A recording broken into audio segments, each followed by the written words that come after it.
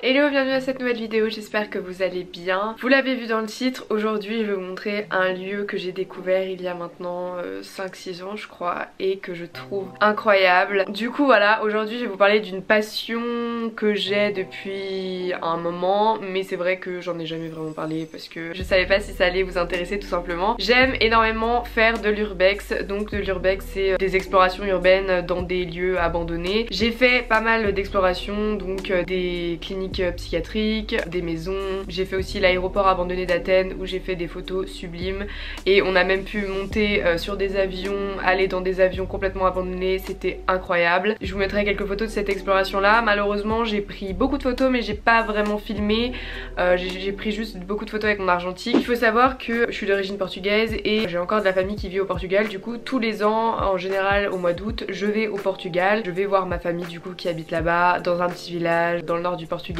paumé au milieu de nulle part. Et c'est vrai que c'est une région un peu... Elle est pas morte mais il y a très peu de monde quand même. Du coup il y a petit à petit beaucoup de choses qui restent là sans bouger, figées dans le temps et qui sont abandonnées petit à petit parce que les jeunes vont tous vivre près des grandes villes, donc Lisbonne, Porto, d'autres grandes villes. Du coup bref, là je vais vous montrer un lieu que j'ai découvert il y a 5-6 ans vraiment par hasard et j'ai décidé cette année d'emmener ma meilleure amie Célia pour qu'elle puisse voir ce lieu parce que j'en ai déjà parlé plein de fois et c'est un lieu qui est vraiment inconnu du public. Je pense qu'il y a que mes potes du Portugal et moi qui sont au courant et du coup bah ma famille parce que je leur en ai parlé mais ils sont pas allés voir. Du coup c'est assez dingue parce que ce lieu a vraiment une histoire et est rattaché à quelqu'un vraiment précisément. Donc je vous recontextualise les images que vous allez voir qui ont été tournées cet été au Portugal. Du coup j'étais avec mon frère, ma meilleure amie et un ami à nous, du coup Raphaël qui aussi habite dans ce même village au Portugal et que vous allez voir dans ma vidéo friperie Bordeaux puisqu'il habite à Bordeaux et je vais le voir. Bref, du coup dans le village d'enfance de mon père il y a une usine textile qui est encore en activité, mais la seconde partie de l'usine qui est très vieille, qui date vraiment je pense d'une centaine d'années, est complètement abandonnée et en fait il n'y a plus de toit du tout. Il y a quelques trucs stockés là-bas mais voilà, il n'y a rien de spécial, c'est juste une grande plateforme, un grand plateau avec des murs mais il n'y a plus de toit. Déjà ça c'est assez impressionnant, mais ce qui est encore plus impressionnant c'est qu'à côté il y avait la maison des ouvriers, donc c'était une petite maison où il y avait des dortoirs pour que les gens puissent se reposer, faire leur pause. Il y avait aussi une cuisine pour pouvoir manger, etc. Et en fait à l'intérieur de cette maison il y a des œuvres d'art incroyables que je vous montre. Prête pour l'urbex Célia? Toujours. On est tellement pas équipés, regardez, genre on a mis un panier pour mettre tous les appareils photo et les caméras. On va à la plage. Vraiment en converse, moi je suis carrément comme ça. Ouais. Moi ça va, je suis en basket de sport. Ça va, j'y suis allée plusieurs fois, il n'y a pas 36 000 trucs à escalader, donc juste un escalier à passer qui est un peu dangereux, ça va le faire. Donc ça voilà, c'est l'ancienne usine où en fait il n'y a plus du tout de toit, comme vous pouvez le voir.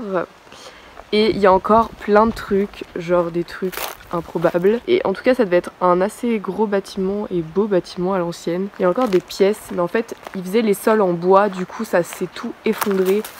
Et c'est assez dangereux. Ça s'est tout effondré. Si je le sens bien.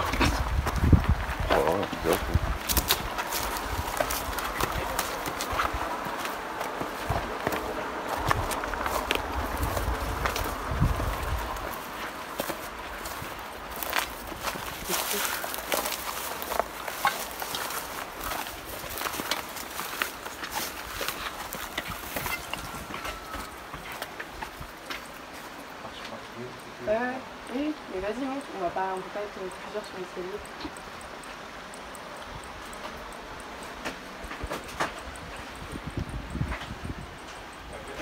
Ouais, faut marcher bien contre le mur sur le côté. Hein. Oui. Après il y a une dalle en béton donc normalement c'est bon. C'est l'escalier en bois. Aïe. Okay.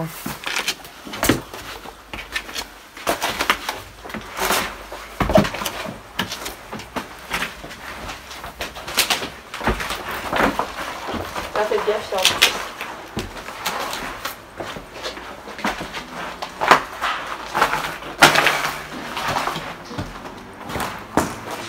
welcome. Du coup, je vous explique. Quoi?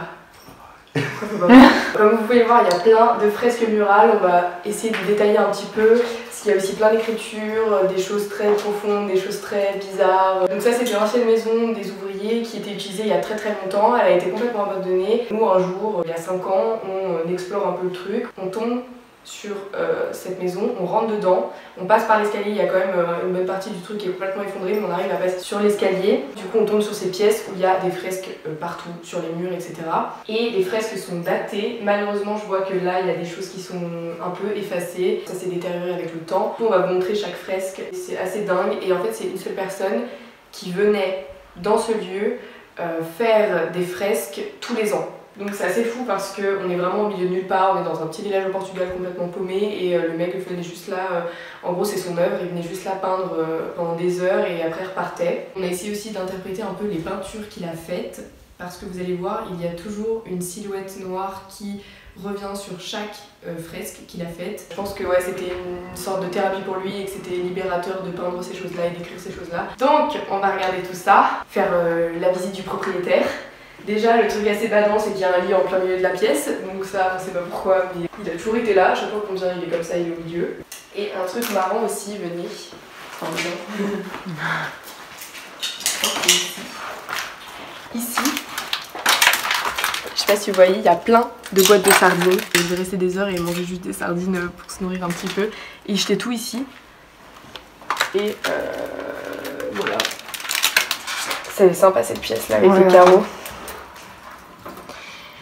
Il y a des écritures vraiment partout, sur tout.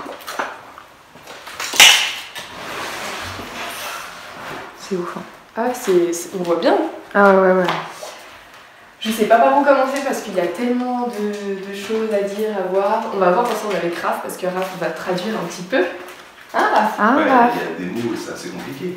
Mais... Ouais, mais tu vas nous aider. Donc par exemple, ça représente la montagne, c'est ça, hein, Raph? Ça représente la montagne, et dans la montagne, il y a un endroit où il y a des visages comme ça qui sont taillés dans la pierre. Ça a été écrit en 2002, ça a quand même 17 ans. Hein. Ouais. Ça fait 17 ans que cette peinture elle est là. Je dirais que là-bas elles sont nouvelles, celles de là. Il y a son nom quelque part ici. Je pense qu'elles sont mieux été conservées parce que l'air il passe moins, etc. On va passer dans la pièce d'à côté. Ouais, il suffit que la porte elle soit restée ouverte et... Ouais. Du coup, mais c'est nous, moins elle touché. avait commencé à traduire et tout, et même elle avait du mal à traduire parce que c'est vraiment... Là c'est peut-être tout à l'air parce que c'est en bois, je pense. Il y a son nom quelque part. William. C'est un esprit, il y a de la porte, elles sont toutes seules.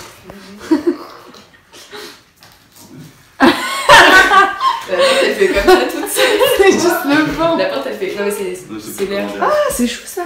C'est pas chou, c'est glauque. Non mais je te jure, elle fait pas des portes.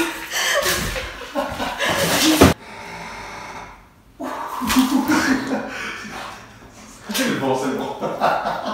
Cette peinture là, vous voyez, il y a genre toujours la silhouette noire, la maison qui s'envole, une guêpe avec son dard qui pique. Donc ça peut, je sais pas, représenter genre vraiment le foyer familial qui se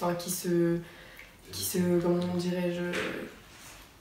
Et après c'est vraiment des interprétations, hein. Je suis pas dans sa tête ou quoi que ce soit, mais en fait il y a plein de messages cachés derrière le sablier, voilà, le ce temps, genre de choses. Ouais. tu vois, même là il dessine beaucoup de visages et elle il avait déjà dessiné derrière, donc peut-être que c'est sa maman parce qu'il dessine tout le temps les mêmes personnes avec les mêmes visages. Et toujours cette silhouette noire qui revient là. La silhouette elle est là aussi, vous voyez il y a des croix, enfin c'est assez fort. Là même là les visages qui sont là enchaînés tous aux uns aux autres, tu vois, avec Attends, on voit pas bien. Les visages sont tous enchaînés là. Ça représente quoi, hein? Le diable. Le diable, ouais. Là une dame ou un monsieur pas très content avec sa fourche. De ce côté tu vois les mains qui se tendent, l'eau, les escargots, les oiseaux. Tu vois il y a plein de stylos. Il y a encore la femme. Ouais, la femme qui revient. Et il y a plein, t'as vu tous les stylos par terre là? Oui, cette porte elle est belle aussi. Cette Les porte fleurs, elle est elles sont- magnifique, les couleurs sont très intenses, vraiment, mais enfin là c'est hyper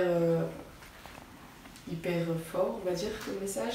Genre avec les oiseaux et tout, ça veut tout dire en fait. Et puis même tu vois il a peint par dessus ses écritures, vraiment c'est hyper symbolique. Toujours la silhouette noire, silhouette noire, silhouette noire. Il a fait des textes de 2003. Là tu vois il a fait 2005, 2004. À certains endroits il mettait juste l'initiale et d'autres il signait avec son nom. Là, ah, ça fume un joint, ça se pique. Peut-être que c'est là il s'était représenté lui, je sais pas. Tu vois, parce que là on dirait que c'est la même personne, que c'est le même visage. On va passer dans la grande pièce. Bah là c'est la montagne encore une fois. C'est le vent, c'est pas grave. Mais c'est le vent. Non mais c'est juste le bruit, tu vois, qui... Donc là, encore visage. C'est des autoportraits, parce que ce personnage-là, tu vois là... La silhouette en noir, ça c'est sûr que c'est lui. Ouais. Mais mais là, tu vois, ça a l'air d'être une femme. Ouais. Là, ce visage-là, regarde, il est là aussi. Il est en bas, là, de profil. Et il est là-bas aussi dans la pièce, et il est là. Ah mais c'est possible de toute façon. Tu vois, ce personnage, il le représente tout le temps pareil. Là, il y a une sirène.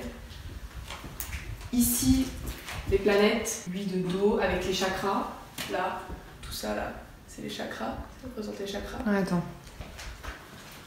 Mais déjà, le côté cosmique, etc. Non, mais il est très. Ce qui est bizarre, c'est qu'il y a des croix catholiques et ça, aussi ça. C'est très. Parce qu'ici, c'est baigné dans la culture aussi, tu vois, ça fait partie de. Ça a dû faire partie de son éducation. Mais là, les toiles d'araignée aussi, c'est hyper significateur, genre d'être emprisonné, d'être bloqué, de ne pas pouvoir avancer, on essaie d'interpréter. C'est dur en même temps parce qu'on n'est pas dans sa tête et ça se trouve, c'est carrément un autre message, mais en tout cas, c'est sûr qu'il y a des messages à travers ses dessins ou ça doit être des choses qu'il a vécues lui, etc. Parce que ça se voit que c'est très très personnel en fait. Il y a souvent les mêmes personnages qui reviennent, les mêmes silhouettes, la montagne qui revient énormément. Et là aussi, il parle de Mozart. Ouais. À Mozart, Vida, Morte, Musica. Il est super intelligent, c'est un artiste. Même je crois que ça avait été dit ça. À Charlot, à Freud. Vous avez vu quand même, pour passer, on doit passer par cet escalier et là, juste à côté, c'est complètement défoncé. Donc je pense que c'est une des dernières fois où on pourra venir ici, parce qu'après ce sera trop délabré. En fait c'était un lieu, quand on l'a trouvé, on a mené notre enquête un petit peu. Parce que je trouvais ça dingue que dans un tout petit village comme le nôtre, il y ait quelqu'un qui soit venu à des dates précises et qui ait fait des fresques énormes sur tous les murs, car toutes les fresques sont signées avec des initiales et elles sont datées. Et vous voyez que en général c'est une fresque tous les ans, voire 2 fois par an. Donc c'était quelqu'un qui venait potentiellement voir quelqu'un de sa famille dans le village, parce que vraiment il y a personne à part des familles et tout le monde se connaît. Et du coup, vu que tout le monde se connaît, ça a été assez facile pour moi de remonter la piste et de trouver qui était cette personne et qu'est-ce qu'elle faisait dans la vie, etc., etc. Parce que toi-même tu sais que les Portugais, ils adorent parler, ils adorent les ragots. Sachant que ma tante tient un café dans le village, ça a été trop facile pour moi de trouver tous ces éléments. Dès que j'ai trouvé ces lieux-là, j'ai pris des photos, j'ai pris des vidéos et tout, et je lui ai montré, je lui ai demandé est-ce que tu saurais pas s'il y a quelqu'un dans le village, un artiste ou le fils d'une personne qui est artiste et qui fait des peintures, etc., etc., etc. Donc du coup, en parlant, en machin, en examinant un peu le truc, on a découvert le nom de famille et le prénom de la personne juste avec ses initiales. Et grâce à ma tante qui connaît tous les potins du village et qui connaît toutes les personnes du village, on a su remonter la piste assez rapidement. Et en fait, déjà, on a su mettre un nom et un prénom sur ses initiales que je ne citerai pas. L'histoire est assez difficile quand même. C'était un jeune homme qui n'était pas originaire de ce village-là, mais sa mère avait acheté une maison dans le village à la montagne, et eux en fait ils étaient originaires de Sintra, et Sintra c'est à côté de Lisbonne et c'est une ville assez riche.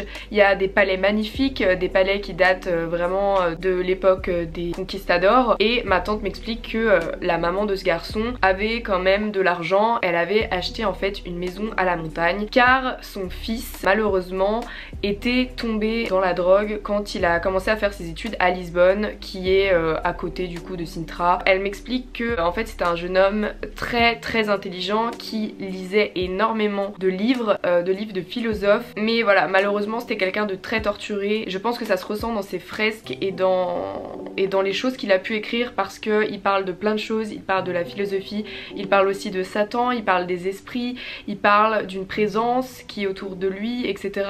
Cette personne-là venait chaque année 1 mois ou 2 ou quelques mois à la montagne. En fait sa mère avait acheté cette maison pour éloigner son fils de Lisbonne dès qu'ils en avaient l'occasion, pour qu'il puisse être coupé un peu de toute cette agitation et de toute cette tentation qu'il pouvait subir à Lisbonne. Ça aurait été ouf que sa mère vienne visiter cet endroit parce que c'est l'œuvre de son fils et que malheureusement voilà son fils est décédé. Je pense que en soi ça pourrait être très dur de voir ça parce que comme je vous ai dit les images sont assez dures, les paroles sont assez dures aussi, mais c'est quand même son œuvre et c'est quand même quelque chose qu'il a laissé et qui est là depuis tellement d'années et qui ne bougera pas. Je trouve ça ouf que personne n'a été au courant de ce lieu là parce qu'il était déjà abandonné quand lui venait peindre.